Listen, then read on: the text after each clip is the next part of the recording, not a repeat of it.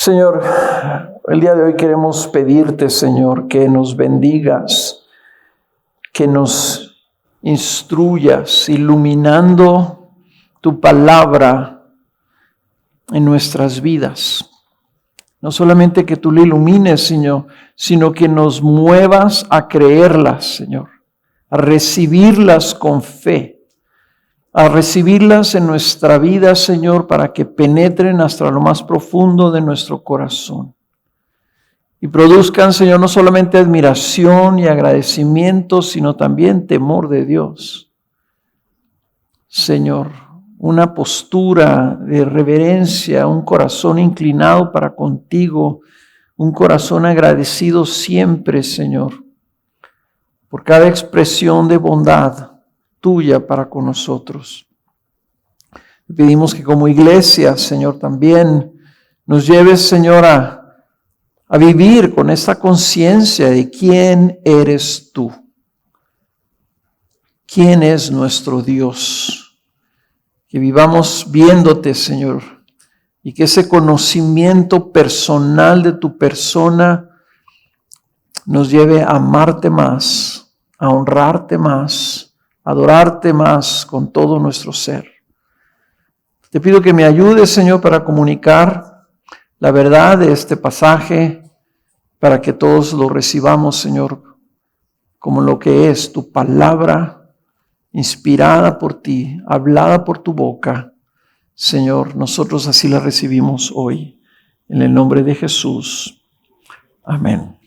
Éxodo capítulo 34. Voy a leer hasta el versículo 9, aunque pudiera dejar de leer hasta el 7, pero voy a leer hasta el 9 porque nos ayuda un poquito en el contexto del pasaje. Dice Éxodo 34, el Señor dijo a Moisés: lábrate 2 tablas de piedra como las anteriores, y yo escribiré sobre las tablas las palabras que estaban en las primeras tablas que tú quebraste. Prepárate pues para la mañana y sube temprano al monte Sinaí, y ahí preséntate a mí en la cumbre del monte. Que no suba nadie contigo, ni se vea nadie en todo el monte, ni siquiera ovejas ni bueyes pasten delante de ese monte. Moisés, pues, labró 2 tablas de piedra como las anteriores. Se levantó muy de mañana y subió al monte Sinaí, como el Señor le había mandado, llevando en su mano las 2 tablas de piedra. El Señor descendió en la nube y estuvo allí con él mientras éste invocaba el nombre del Señor. Entonces pasó el Señor por delante de él y proclamó: El Señor, Dios compasivo y clemente, lento para la ira y abundante en misericordia y verdad, que guarda misericordia a millares, el que perdona la iniquidad, la transgresión y el pecado, y que no tendrá por inocente al culpable, que castiga la iniquidad de los padres sobre los hijos y sobre los hijos de los hijos, hasta la 3ª y 4ª generación. Moisés se apresuró a inclinarse a tierra y adoró, y dijo: si ahora, Señor, he hallado gracia ante tus ojos, vaya ahora el Señor en medio de nosotros, aunque el pueblo sea terco. Perdona nuestra iniquidad y nuestro pecado, y tómanos por posesión tuya. Esta es palabra de Dios. Pueden tomar asiento.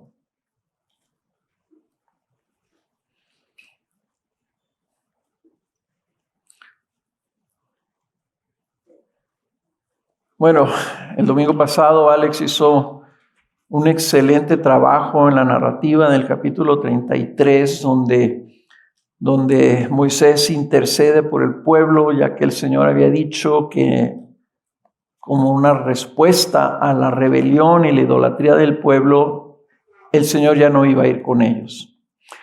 Moisés intercede y les dice: ok, está bien, no voy a destruir al pueblo, pero no voy a ir con ellos, pero sí van a ir, llévalos tú.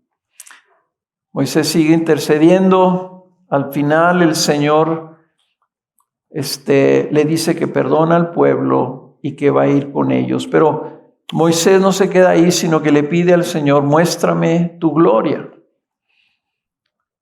No sabemos exactamente la motivación de Moisés, pero sabemos que él estaba buscando tener la seguridad de que el Señor fuera con ellos. Él decía, si tú no vas en medio de nosotros, el Señor le había dicho, o ya estaba, ¿verdad? Reuniéndose con Moisés en el campamento afuera. Digo, si tú no vas con nosotros, no tiene caso que vayamos. Entonces le pide que le muestre su gloria. El Señor le dice que no le puede mostrar su gloria porque nadie lo puede ver y vivir. Su gloria es algo demasiado majestuoso que hasta los mismos querubines se tapan los ojos, se tapan los pies, ¿verdad? Al estar volando alrededor del trono del Señor.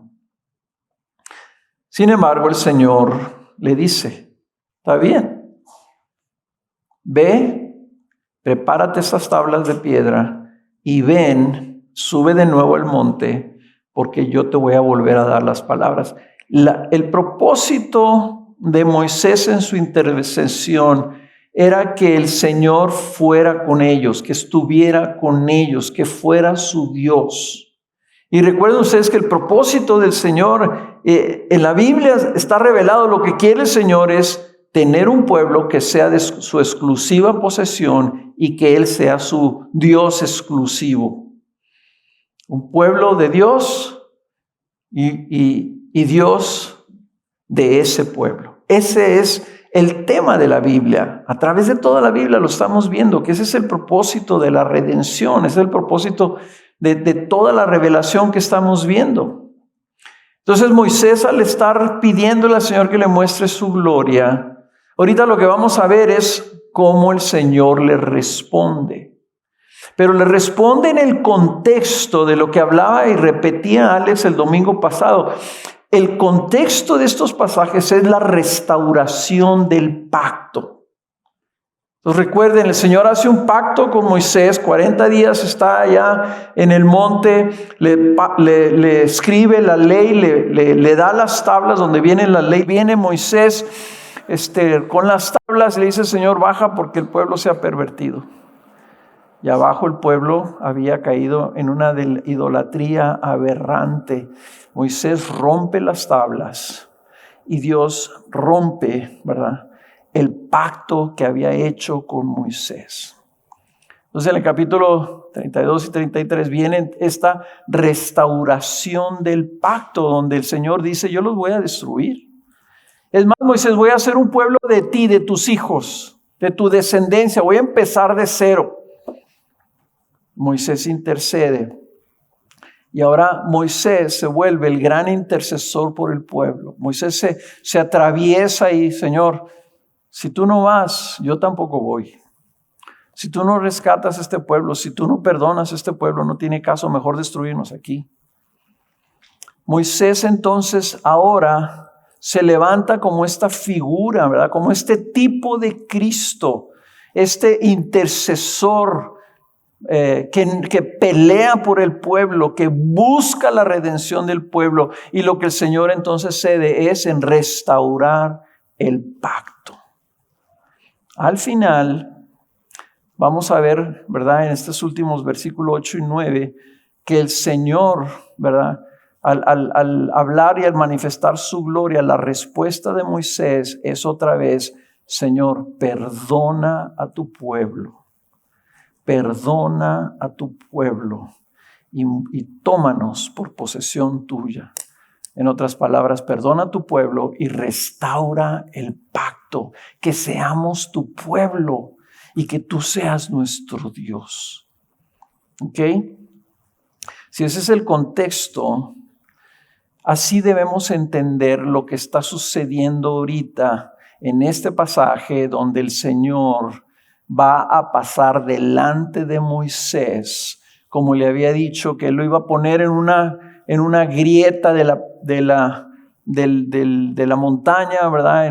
En un espacio ahí lo iba a meter y lo iba a tapar con su mano para que no lo viera, y él iba a pasar delante de él ¿verdad? Proclamando su nombre. Y eso es lo que estamos viendo ahorita. Es la manifestación de la gloria de Dios. Moisés quería ver la gloria. Moisés quería experimentar, ya lo había visto, o sea, múltiples manifestaciones, desde que se le apareció en la zarza ardiendo, en el mar partido, en todas las plagas, en la columna de fuego, en la nube que los cubría durante el día, en el maná, en todas estas cosas maravillosas. Él estaba viendo manifestaciones de la gloria de Dios. Cuando subió con los ancianos y estuvo allá 40 días y la nube lo cubrió, estaba en una manifestación de la gloria de Dios. Algo que nosotros tal vez nunca hemos visto o experimentado. Moisés lo experimentó. Los ancianos vieron el piso, ¿verdad? Donde estaba desplantado el Señor, ¿verdad? Y era una manifestación de la gloria de Dios. Después en la tienda de reunión se reunía Moisés con el Señor y hablaba como con un amigo, cara a cara. Pero Moisés quería más. Moisés quería, muéstrame tu gloria, muéstrame lo que eres. Yo quiero saberlo, yo quiero experimentar lo que tú eres. Y es curioso, lo interesante que el Señor responde, le dice, te voy a responder, pero no le muestra una imagen, sino que le habla su nombre. Y le habla su nombre revelando cuál es la gloria que el Señor quiere que Moisés entienda y que luego transmita a su pueblo. Y para nosotros esto es bien importante porque el Señor se está revelando aquí. Les está diciendo cómo es Él. Les está repitiendo cosas que ya les había dicho. Le está haciendo un énfasis en lo que Él quiere que su pueblo sepa acerca de Él. Y eso es lo que está haciendo con Moisés. Moisés, al hacerle estas 3 peticiones que vimos el domingo pasado, Moisés está ahora entrando a este rol de mediador. Antes era el que lo sacó, ¿verdad? El profeta que lo sacó de Egipto, pero ahora ya se hizo el mediador por excelencia, de estar intercediendo por un pueblo rebelde delante de Dios. Entonces, es como si el Señor hubiera usado la rebelión de idolatría de Israel para formar lo que el pueblo necesitaba. Más que un guía, más que un profeta, lo cual era Moisés, un guía y un profeta. Era un líder y era un profeta. El Señor quería que Moisés fuera un intercesor. Y a través de la caída de Israel, está preparando lo que este pueblo va a necesitar. Porque nosotros estamos aquí en Éxodo, pero si nosotros viéramos todo el Pentateuco y viéramos Números y viéramos Deuteronomio, nos daríamos cuenta de todo lo que pasa. Y ahorita vamos a tocar poquito las consecuencias del pecado del pueblo y de por qué el Señor quería a un intercesor en medio de su pueblo. Y todo eso, hermanos, apunta a la historia de la redención de toda la Biblia. Te los voy a ilustrar así. Adán y Eva vivían y convivían con el Señor cara a cara. En el paraíso, Adán y Eva tenían comunión con Dios y su gloria. Cuando cae Adán y Eva, Él los echa fuera. Y esa relación que tenía con Adán y Eva se rompe. Literalmente ahora hay un muro divisorio entre el hombre pecador y Dios. A través de los años, el Señor escoge a un hombre, a Abraham. Abraham entonces es el padre de un pueblo nuevo que Él va a formar para que sea su pueblo. Pero ese pueblo sigue siendo pecador y sigue siendo rebelde y sigue siendo idólatra. Entonces el Señor levanta un profeta que los saque de la esclavitud, pero necesitan un intercesor. Necesita alguien que le pida a Dios esto: Señor, perdona a tu pueblo. Si tú lo ves así, te vas a dar cuenta que la venida del Señor Jesucristo sigue ese mismo patrón. El Señor envía a un mediador, envía a un intercesor para que venga a resolver, pero de manera definitiva, el problema de la rebelión y del pecado del hombre. Esto que vamos a ver el día de hoy tiene que ver con la redención de la creación, con la restauración de lo que se perdió desde la caída, con el problema principal del hombre, que es su propio pecado.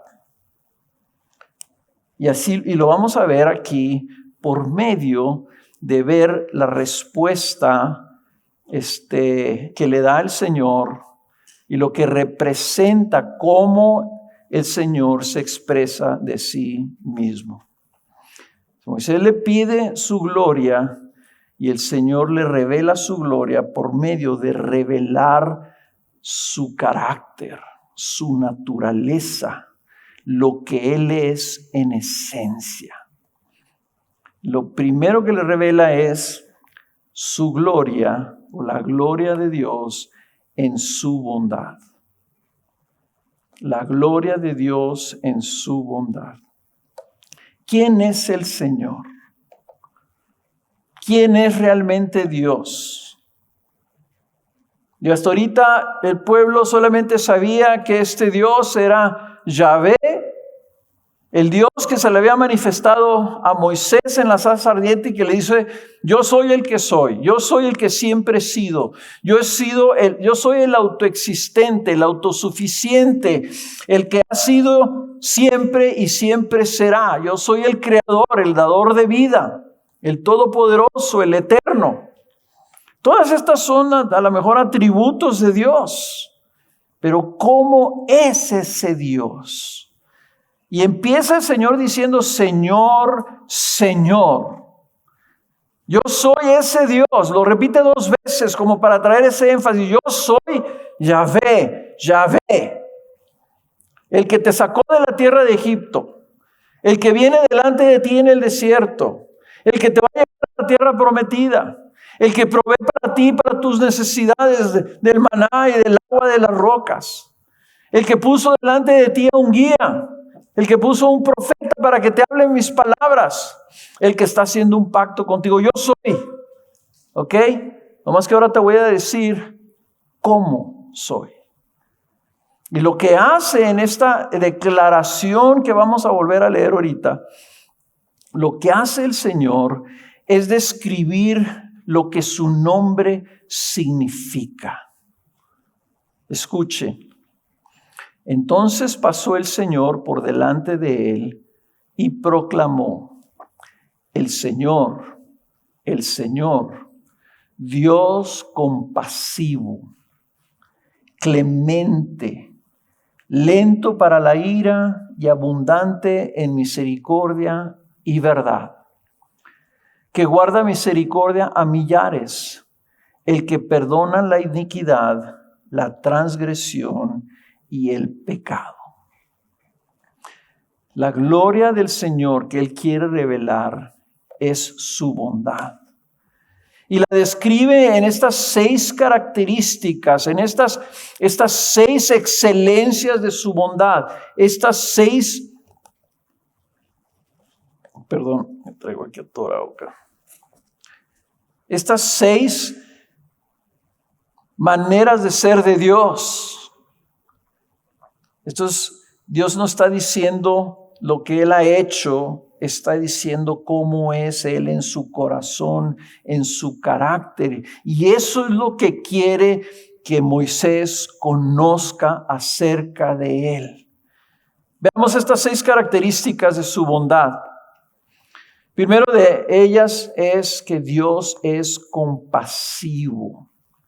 Esto quiere decir que Él se compadece de sus criaturas, se compadece de Israel rebelde, se compadece de nuestra necesidad, se compadece de nuestras debilidades, se compadece de nuestro sufrimiento, se compadece de nuestro estado de perdición. Jesús venía y la Escritura lo describe como compasivo, que se compadecía de los ciegos, de los pobres, de los hambrientos, de los endemoniados, de los rechazados, de los repudiados. Señor se compadece. Quiere decir que es movido por adentro, en su interior. Cuando Él ve nuestra necesidad, la necesidad de sus criaturas, se le mueve su interior. Es movido por nuestra necesidad. Segunda palabra, segunda cosa que define de sí mismo, Dios es clemente. Esta palabra viene de una raíz que ya se las he yo compartido, que me encanta esta palabra en el hebreo, que quiere decir cuando una persona se inclina hacia uno inferior para mostrarle favor. En otras palabras, tiene que ver con la gracia. Se inclina Dios hacia nosotros no porque merezcamos algo, sino porque se compadece de nuestra necesidad y nos ve en ese estado, y Él es el que se doblega, Él es el que se agacha, Él es el que dice, te voy a ayudar. Esta palabra clemencia tiene que ver con su gracia. Dios, al ser clemente, nos está diciendo que no nos va a pagar conforme a lo que merecemos, sino que conforme a su bondad nos va a dar lo que no merecemos. Por eso es que la Biblia en el Nuevo Testamento, ¿verdad?, donde ya viene la palabra gracia, el Nuevo Testamento lo define como el Dios de toda gracia. Y esa es una de las definiciones que más me encanta y que más uso. ¿Cómo es Dios? Dios es el Dios de toda gracia. Así lo describe Pedro. Toda gracia quiere decir que no hay más gracia mayor, no hay un pedazo de gracia que no tenga el Señor. Dios es clemente, Dios de toda gracia. Tercero, Dios es lento para la ira. Y esta es la manera en que la Biblia en el Antiguo Testamento describe la paciencia del Señor para con aquellos que lo ofenden o resisten. Dios es lento para la ira.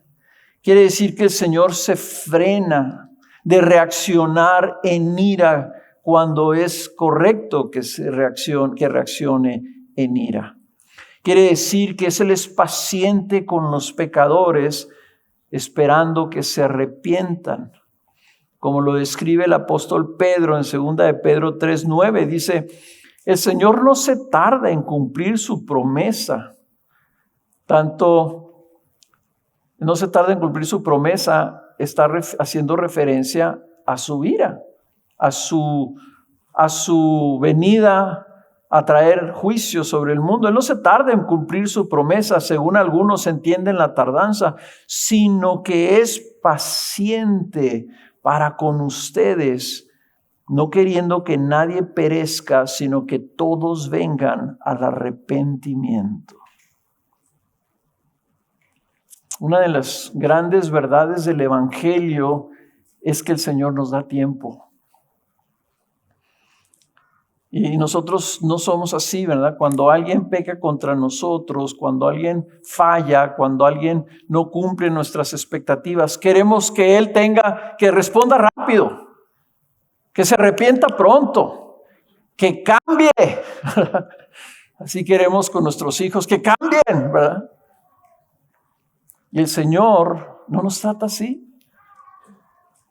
El Señor nunca ha venido a tronarte los dedos a decir, oye, ya estuvo bueno, ¿no? Ya cambia. Ya te he dado chance muchos años. es paciente, lento para la ira, no queriendo que nadie se pierda, sino que todos vengan al arrepentimiento. Su propósito no es no mostrar su ira, la va a mostrar eventualmente. Su propósito es esperarse porque quiere más bien mostrar su favor, quiere mostrar su gracia. Así es nuestro Señor y así deberíamos de ser nosotros también. Dios es abundante en misericordia. Esta palabra misericordia, aquí traducida como misericordia, la Nueva Versión Internacional y la Nueva Traducción Viviente la traducen como amor. Es la palabra chesed, que en hebreo significa bondad amorosa. Es la bondad amorosa de Dios, una bondad misericordiosa, llena de piedad y belleza. Es el amor de pacto de Dios. Es el agape del Nuevo Testamento. Es el amor de Dios que está ligado aquí con otra palabra que dice el Señor es abundante en misericordia. Y luego viene esta otra característica, y verdad. Es abundante en misericordia y verdad. Son dos cosas. Y esta segunda palabra en el hebreo, emet, significa fidelidad. Significa lo que es verdadero, lo que es seguro, lo que es confiable. El amor de Dios, la misericordia de Dios es algo estable. Dios es leal, es firme, no es cambiante, es constante. Es un amor misericordioso que no deja de ser, porque Él es verdadero, Él es verdad. Si Él dice, yo te voy a amar, te va a amar. Si dice, yo voy a tener misericordia de ti, va a tener misericordia de ti. Dios es abundante en su fidelidad. La nueva traducción viviente lo traduce así, se los leo para que ayude un poquito a entender aquí. Abundante en misericordia, ¿verdad? Dice la nueva traducción viviente, soy lento para enojarme y estoy lleno de amor inagotable y fidelidad. Y luego en el versículo 7, si se fijan ustedes, el versículo 7 está calificando, está dimensionando ese amor. Y dice que guarda misericordia a millares. Que guarda misericordia a millares. Y ahí en algunas Biblias viene una nota hablando de millares de generaciones. Millares de personas, millares, o sea, está diciendo el Señor una exclamación, diciendo yo guardo misericordia y es muchísima la gente a la que yo les estoy extendiendo misericordia y fidelidad. Ese amor inagotable lo califica como algo que es sumamente amplio, en extremo generoso y que se extiende a millares. El Dios de toda gracia. El Dios que es todo amor. El Dios que quiere salvar a todos. Que tiene un deseo de redimir su creación y que ama sin límites. Y por último, la última característica que dice el Señor de sí mismo, dice, Dios es el que perdona. Dios es un Dios perdonador, dispuesto a perdonar. Y dice, Dios es el que perdona la iniquidad, la transgresión y el pecado. Y noten ustedes, hermanos, esto lo está diciendo miles de años antes de que venga Jesús.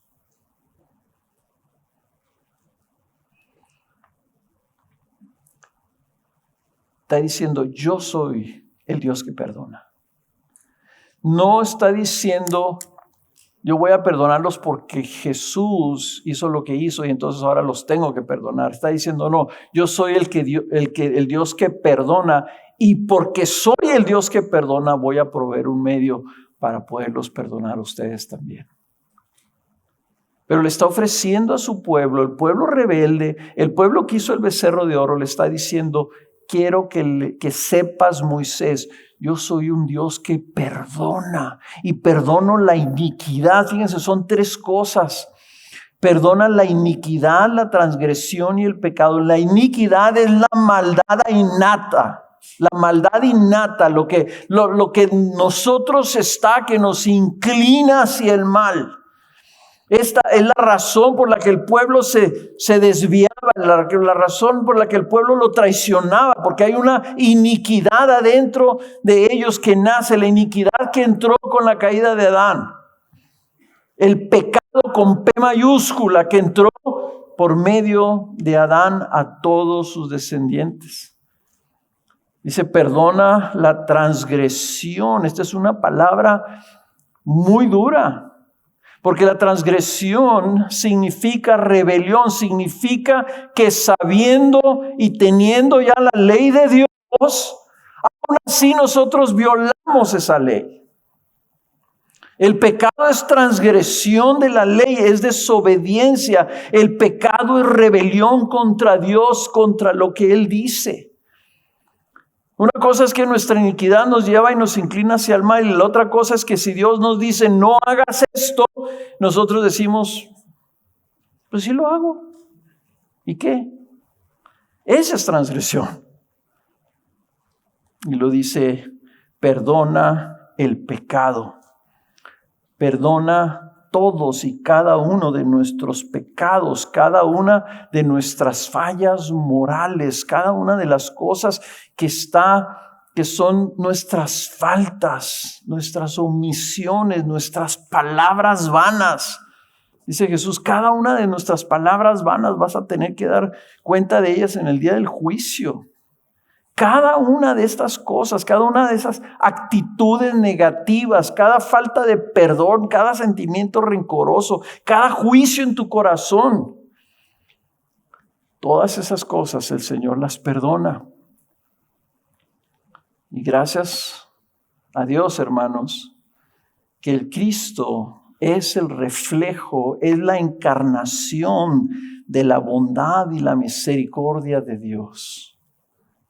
No solamente es un intercesor, sino en Cristo nosotros estamos viendo encarnada esa realidad del carácter de Dios. Las propiedades del carácter de Dios están siendo reflejadas en la vida de Cristo. Por eso Hebreos 1:3, un versículo súper importante para nosotros, ¿verdad? No sé si lo puedan poner aquí, ¿verdad? Pero el versículo 3 de Hebreos dice, Él es el resplandor de su gloria y la expresión exacta de su naturaleza. Si lo que estamos nosotros describiendo es la naturaleza de cómo es Dios, Cristo es la expresión exacta de esa naturaleza. Si lo que estamos viendo y el Señor mismo le está diciendo a Moisés, te voy a mostrar mi gloria, y lo que hace el Señor es describir las excelencias de sus bondades, porque la gloria en la palabra gloria en el Antiguo Testamento, hermanos, significa la pesadez de Dios. O sea, lo que pesa Dios, el volumen, el peso específico de todo lo que es Dios, de todas sus excelencias y sus perfecciones y sus atributos, todo su poder, todo lo que Él es, lo que pesa eso, esa es la gloria de Dios. Entonces aquí está diciendo que Cristo es el resplandor de esa gloria, es la manifestación que tú puedes ver de Dios en Él encarnado. El Hijo de Dios vino precisamente a revelar la esencia de su gloria. Cristo viene a revelarnos quién es Dios. Ahora, no solamente eso, sino que por medio de Cristo, el Señor nos revela su gloria de manera personal. Hay un teólogo americano, uno de los mayores pensadores que ha producido Estados Unidos en el siglo XVIII. Él escribió un tratado tratando como de decir cómo es que nosotros podemos llegar a la fe.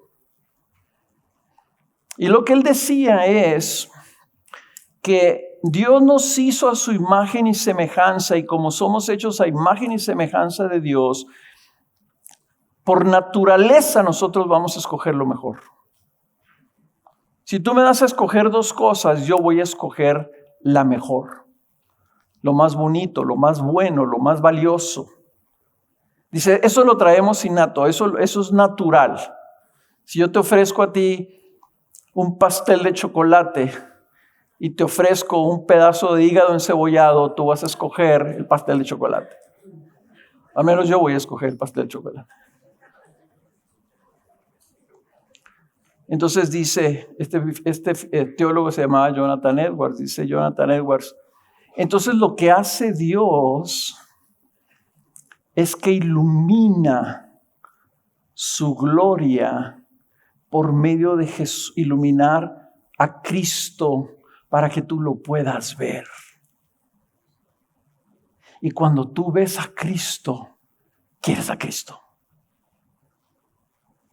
De esa manera, Él interviene iluminando tus ojos.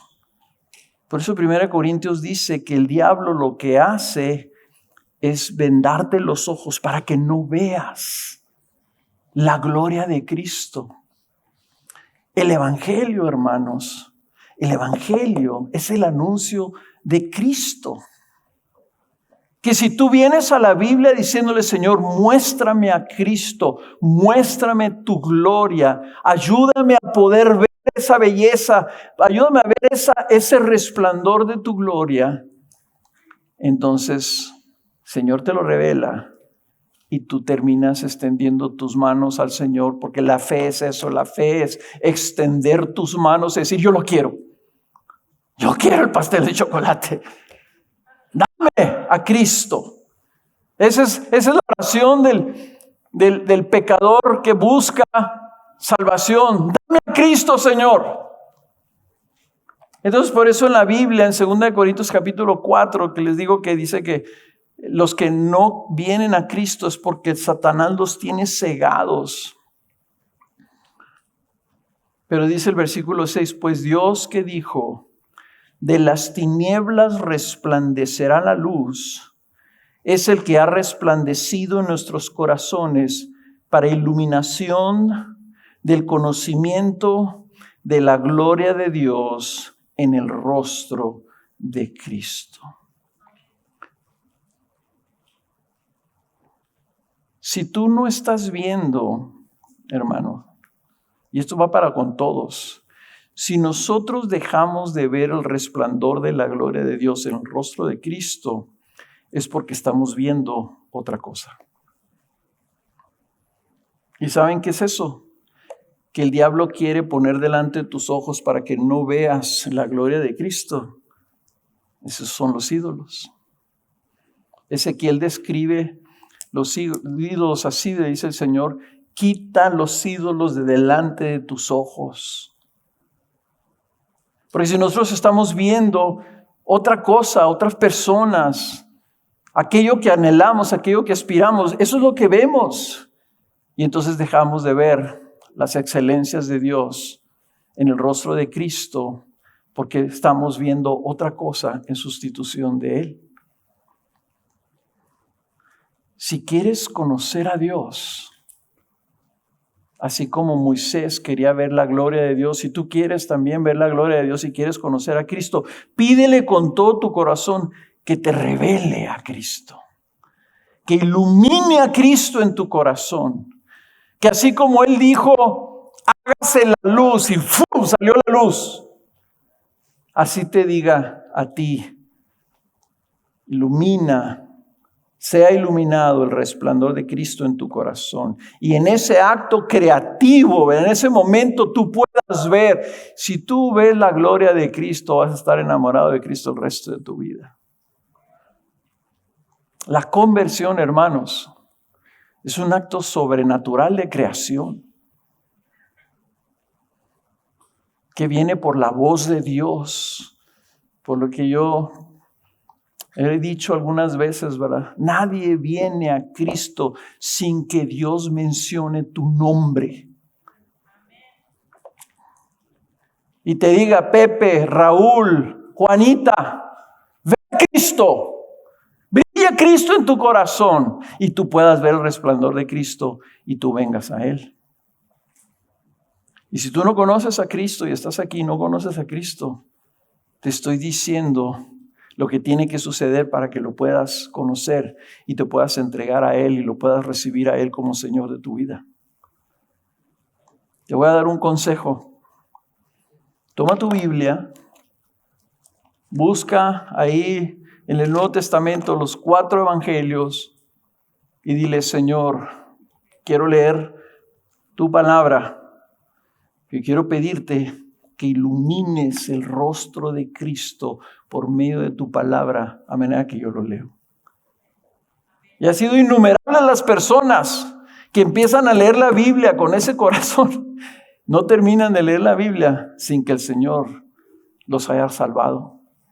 Dice, yo vi y no sé qué me pasó, pero se iluminó algo en mi vida y ahora lo que quiero es a Cristo. Quita lo que tienes delante de tus ojos y pon la revelación de Cristo. Que el Señor quiere revelarte a Cristo para que seas salvo. No te canses de pedir eso al Señor. No te canses de estar buscando más de Cristo toda tu vida.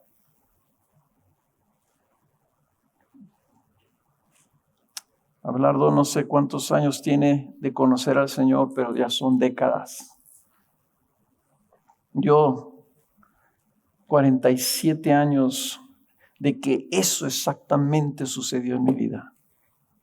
Y el Señor iluminó a Cristo y dije, yo te quiero a ti y te quiero servir y tener y amar el resto de mi vida. Y a la fecha, 47 años después, sigue siendo Jesús mi mayor tesoro. ¿Cómo no tener a Jesús como mayor tesoro cuando puedes percibir la gloria de Dios en su rostro? Ahora, el texto no termina ahí. Muchos quisiéramos que terminara ahí, pero no termina ahí.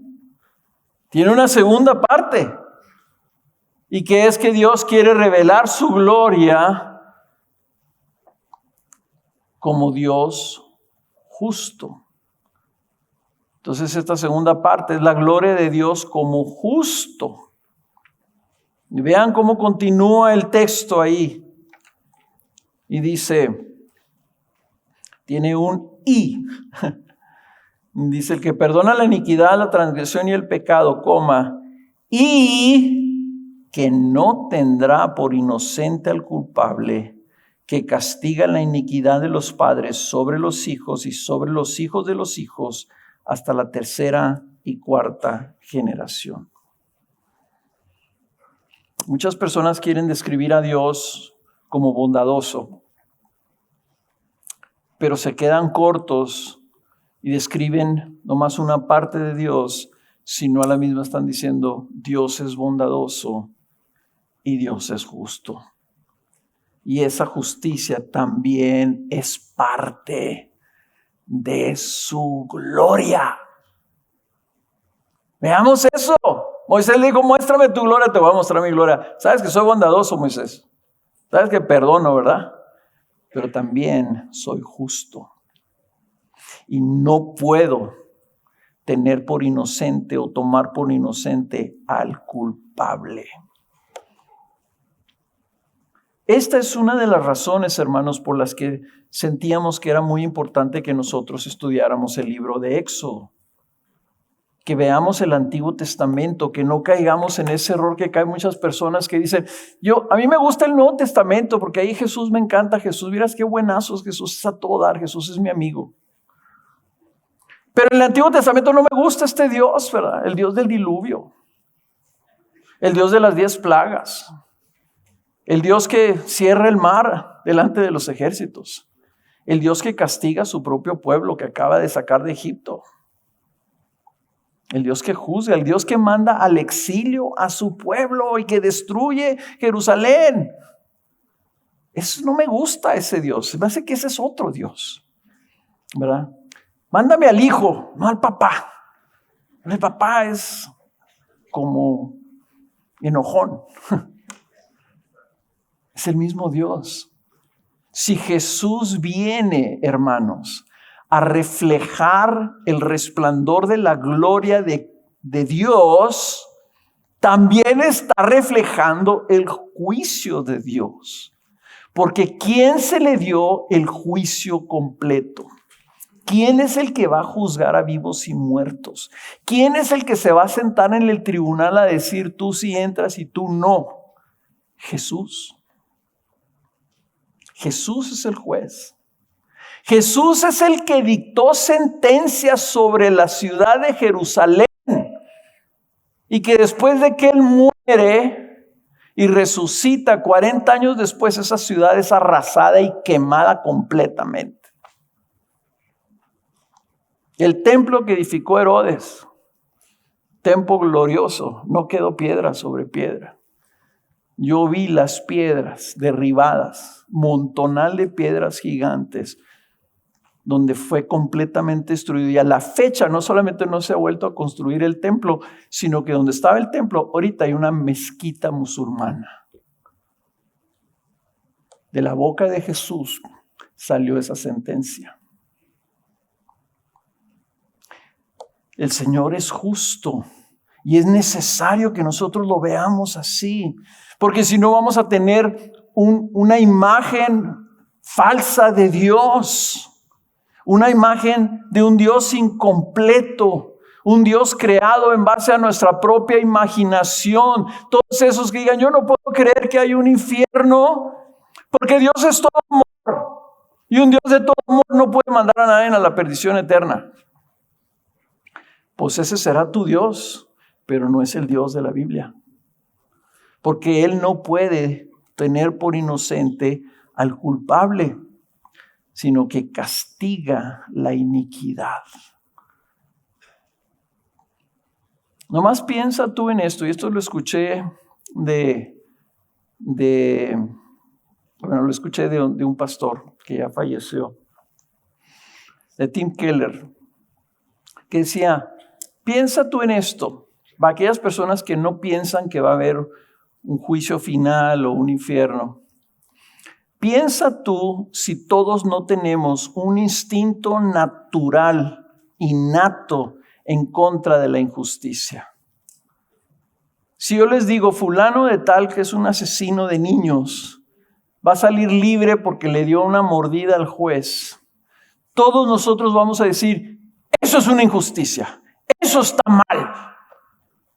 ¿Por qué? Porque fuimos creados a la imagen de Dios.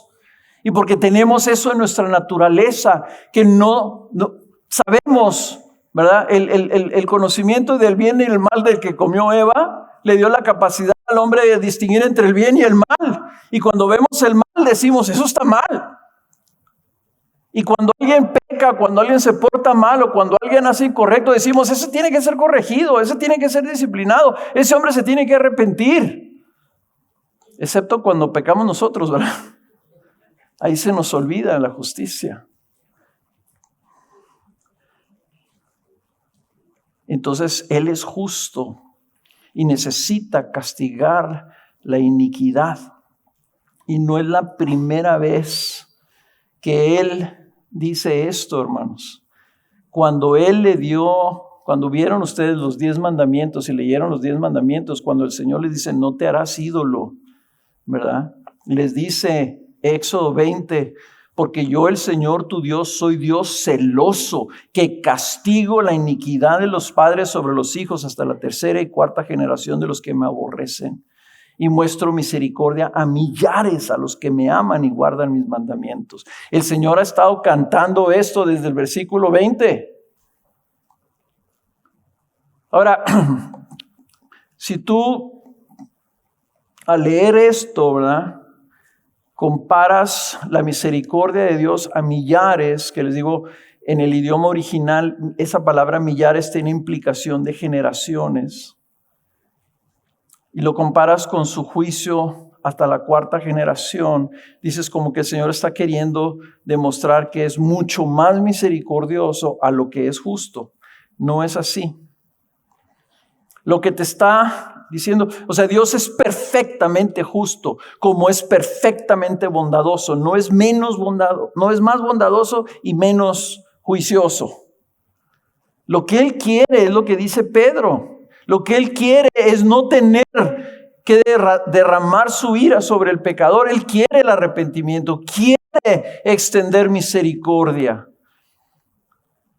Y el Señor quería que Israel conociera su amor inagotable, su bondad generosa, pero también que conociera su justicia. Su amor es perfecto y su justicia es perfecta también. Ahora, aquí, voy a hacer aquí un pequeño paréntesis, porque esto de las generaciones, yo no quiero que se malinterprete, ¿verdad? Decir, el Señor castiga el pecado de los papás y maldice a los bisnietos, ¿verdad?, para que sufran las consecuencias de lo que los papás hacen. Hay una realidad. Si yo peco, yo estoy tentando a mis hijos a ser como yo. ¿Ok? Y esa tentación sí puede transmitirse, ¿verdad? Pero Deuteronomio es muy claro, ¿verdad? Los papás pagan por su pecado. Y los hijos, si pecan, pagan por su pecado, no por el pecado de los papás. Entonces, ¿qué está queriendo decir aquí el Señor?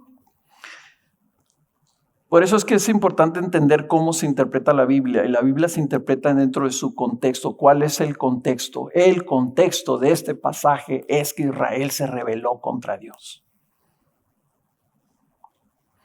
Y les está diciendo, mira, Israel pecador, rebelde, idólatra, yo soy un Dios bondadoso y perdono. Arrepiéntete, porque también soy un Dios que visito al culpable, lo juzgo y lo castigo. Y tiene consecuencias hasta la 4ª generación. Miren por qué se los digo. En Números, capítulo 14, y se los voy a encargar de tarea, no está en su tarea, pero anótenla ahí. Si ustedes antes de ir a su grupo de casa, ¿verdad?, en estos días, esta semana, lean el capítulo 14 del libro de Números. ¿Qué es lo que pasa ahí? Cuando llegan afuerita, ¿verdad?, cerquita ya de la tierra prometida, Moisés manda unos espías para que vean cómo es la tierra. Regresan los espías y les dicen, pues sí, es cierto que hay unas uvas bien grandes y emana leche y miel, etc. Pero hay unos tipos ahí tremendos que nos van a matar. Nosotros éramos como hormigas cuando andábamos ahí, ¿verdad? Los veíamos unos altotes, así puros alemanes y noruegos, así. Imagino que los israelitas eran chaparrillos, ¿verdad? Y dice que se rebelan todos y dicen, ojalá y regresáramos a Egipto. Y agarran piedras para apedrear a Moisés. O sea, maldicen el liderazgo, se rebelan contra Dios y dicen, no queremos, y quieren apedrear a Moisés. Y el Señor otra vez dice, ahora sí ya estuvo. Ahora sí los mato a todos. Pero ya tienen un intercesor preparado para interceder por ellos. Y en el versículo 14 oímos a Moisés orando a Dios. Capítulo 14, versículo 17 dice, pero ahora, de Números, yo te ruego que sea engrandecido el poder del Señor tal como tú lo has declarado. Fíjense lo que le recuerda a Moisés meses después, semanas después de que le habló esta palabra de su gloria. Moisés la está usando para recordarle al Señor lo que le dijo.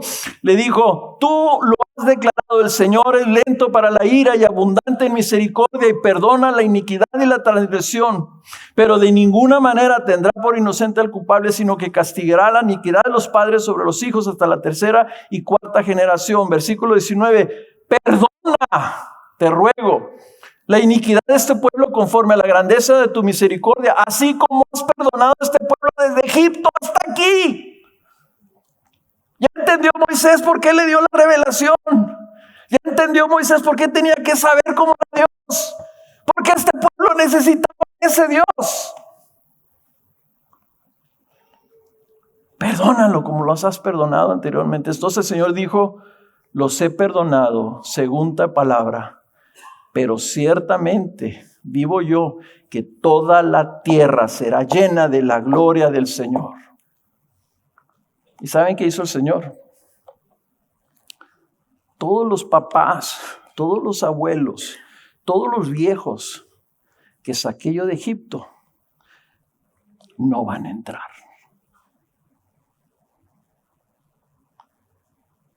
Tuve misericordia, estoy teniendo misericordia de todos estos millares, aquí hay millones de gente. Dice, pero no van a entrar. Se van a morir en el desierto y a partir de ahí ese pueblo va a vagar por el desierto 40 años.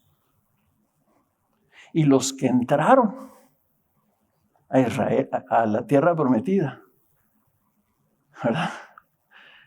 Eran de la segunda, tercera, cuarta generación, que tuvieron que sufrir las consecuencias del pecado de ese pueblo que dijo, vamos a apedrear a Moisés y vamos a regresarnos a Egipto. Las consecuencias, hermanos, del pecado de los padres afectan las generaciones que siguen también. 40 años vivieron en el desierto. Innecesariamente, ese fue el juicio de Dios. La tierra se llenó de la gloria de Dios, de la gloria, de la bondad y el juicio de Dios. Nosotros tenemos que tener cuidado, hermanos.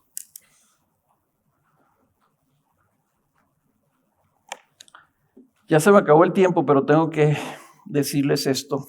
El último punto lo voy a reservar. Bueno, el último punto va a venir en el libro, por cierto, así que no importa que no se los diga. Lo van a leer después, o alguien más se los va a traer la siguiente semana. Pero quiero que leamos esto. Otro de los pasajes considerados como uno de los pasajes, cuando menos, el más importante probable del Nuevo Testamento, que está en el capítulo 3 de Romanos, a partir del versículo 21. Aquí se ve la gloria de Dios. Y quiero que escuchen el lenguaje que usa el apóstol Pablo. Dice Romanos 3:21, pero ahora, aparte de la ley, algo que no está en la ley, dice, no por medio de la ley, dice, aparte de la ley, la justicia de Dios ha sido manifestada. Dice, ahora que estamos acá, ahora que ya tenemos a Cristo, ya se está manifestando la gloria de la justicia de Dios, confirmada por la ley y los profetas. Esta justicia de Dios, por medio de la fe en Jesucristo, es para todos los que creen, porque no hay distinción. Por cuanto todos pecaron y no alcanzan, ¿qué? La gloria de Dios. Todos son justificados gratuitamente por su gracia. Ahí está el Dios de toda gracia, ahí está el Dios de todas las excelencias de sus bondades, por su gracia, por medio de la redención, el rescate que es en Cristo Jesús, a quien Dios exhibió públicamente como propiciación por su sangre a través de la fe. Esa palabra propiciación significa quitar la ira de Dios, como demostración de su justicia. O sea, lo que está diciendo Pablo es aquí que el evangelio nos demuestra que Dios no tiene por inocente al culpable. Demostración de su justicia, porque en su tolerancia Dios pasó por alto los pecados cometidos anteriormente para demostrar en este tiempo, en el tiempo después de Cristo, demostrar en ese tiempo su justicia a fin de que Él sea justo, perfectamente justo, y sea el que justifica al que tiene fe en Jesús. Como lo dice el Salmo, en Jesús se besa la justicia de Dios con la bondad de Dios. Dios no puede tener por inocente al culpable, nosotros somos culpables. Y el Señor no podía tenernos por inocentes y que no pagáramos las consecuencias de nuestro pecado. Pero lo que sí puede ser Él, siendo justo, es derramar su ira justa, su castigo justo sobre otro, sobre uno que tomara nuestro lugar, el Cordero de Dios que quita el pecado del mundo, porque lo asume Él en su persona y recibe Él la ira. La copa de la ira de Dios la bebió Jesús para que no la tuviéramos que beber nosotros. Tito lo pone así, resaltando las bondades de Dios, porque nosotros también en otro tiempo, fíjense lo que éramos necios, desobedientes, extraviados, esclavos de deleites y placeres diversos, viviendo en malicia y envidia, aborrecibles y odiándonos unos a otros. Eso éramos. La justicia de Dios se tenía que manifestar contra todo eso. Pero cuando se manifestó la bondad de Dios, en una se manifiesta la justicia de Dios en Romanos 3, y en Tito 3 se manifiesta la bondad de Dios, nuestro Salvador, y su amor inagotable hacia la humanidad. Él nos salvó no por las obras de justicia que nosotros hubiéramos hecho, no por nuestra justicia, sino conforme a su misericordia. Por medio del lavamiento, de la regeneración y la renovación por el Espíritu Santo que Él derramó sobre nosotros abundantemente por medio de Jesucristo nuestro Salvador, para que justificados por su gracia fuéramos hechos herederos según la esperanza de la vida eterna.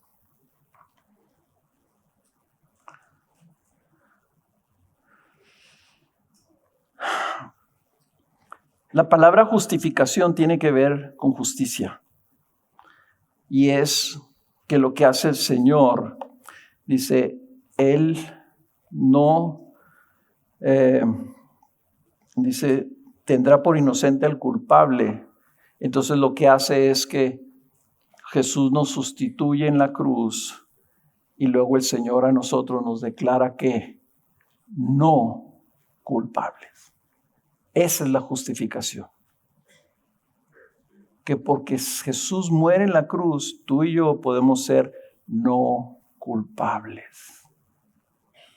Que Dios te diga no culpable, hermanos, es lo que nos va a salvar en el día final.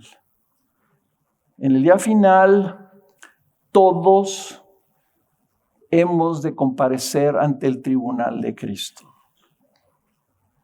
Y lo que va ahí a valer es si eres culpable o no culpable. Y solamente puedes ser no culpable si Dios el justo te declara a ti no culpable por tu fe en Cristo Jesús. Pero no te esperes hasta ese día. No te arriesgues a recibir la ira de Dios en el día del juicio final, cuando Él haga valer toda su justicia.